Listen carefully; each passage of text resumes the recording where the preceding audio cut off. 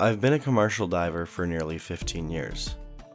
I've worked deep sea welding jobs, salvage operations, and even some classified contracts. I don't scare easily, but I can say I've seen my share of things that have left me scratching my head. But there's one dive I haven't talked about until now, because every time I do, I can still feel it. The hum. The way my body vibrated. And those things, whatever they were.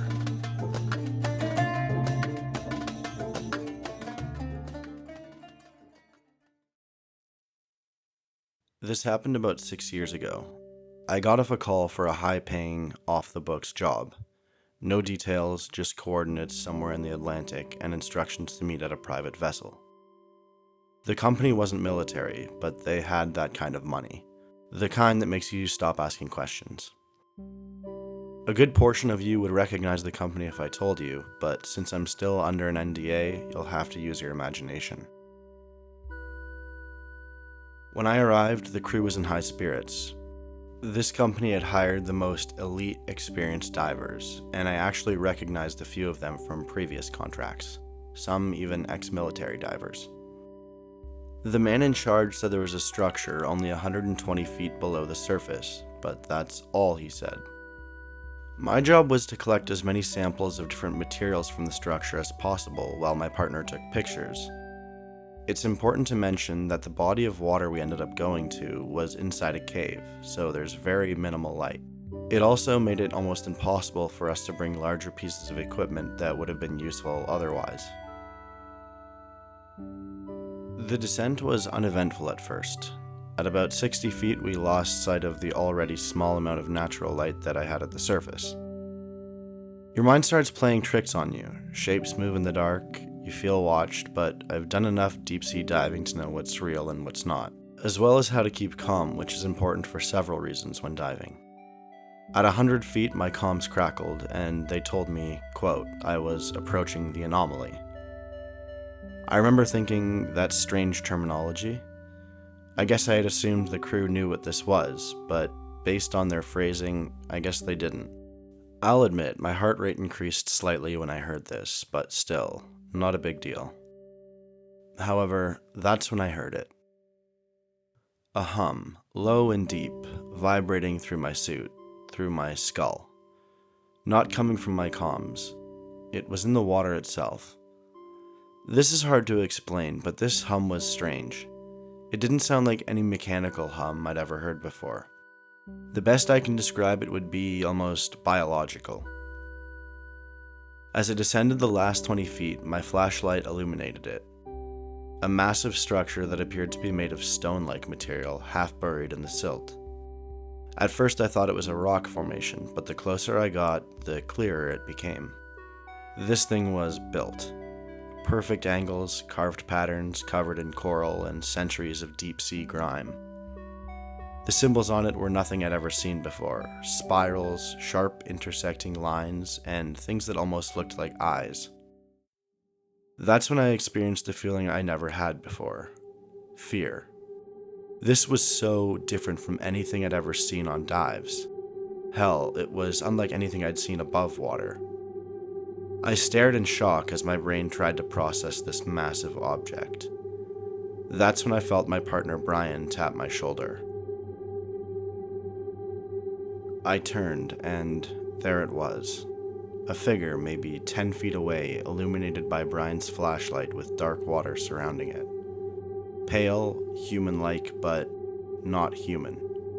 It had limbs like ours, but longer and thinner.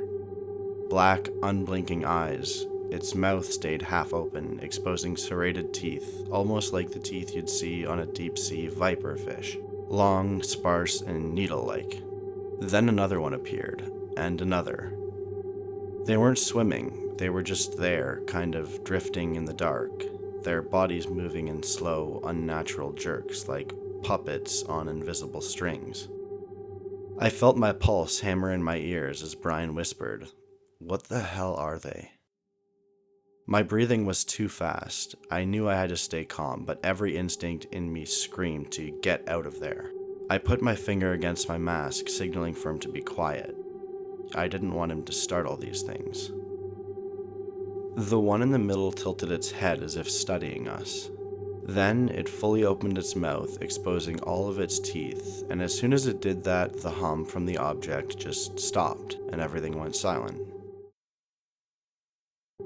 As soon as I gestured to Brian to return to the surface, something grabbed me. Cold, thin fingers, and colder than the water, by the way, wrapped around my ankle, not pulling, just holding, testing, feeling. A high-pitched shriek broke the silence as I looked up. The middle being was now closer. Brian was frozen in fear just watching the scene as it was taking place. Then silence again, followed by a voice that permeated my head, almost as if it was coming from inside my head. It said, "You've been warned before. You should not be here. Return to the surface and do not come back." Brian must have heard the same thing because we made eye contact and immediately started our ascent. Neither of us looked back. I don't think we wanted to see what was there if we did. We popped up and immediately lifted ourselves out of the water and ripped off our masks and tanks. As I laid on my back trying to catch my breath, I heard Brian yelling and explaining to the crew what had happened. To my surprise, the dive manager looked almost amused, maybe happy, as if he'd discovered something. That's the impression I got anyway. They paid me cash, more than I had ever made in a single job, and told me the contract was over.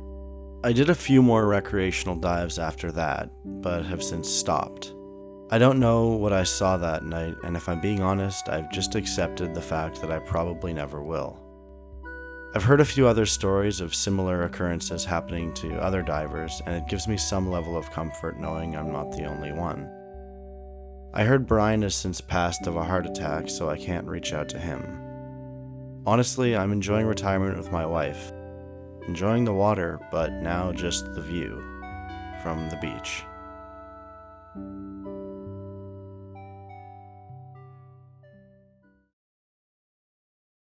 Hey everyone, thanks for stopping by. I hope you enjoyed the video. If you are liking the content, please consider liking and subscribing. The channel is so small, so I really mean it when I say every single subscriber and like helps so much. Anyway, have a great day, and we'll see you next time.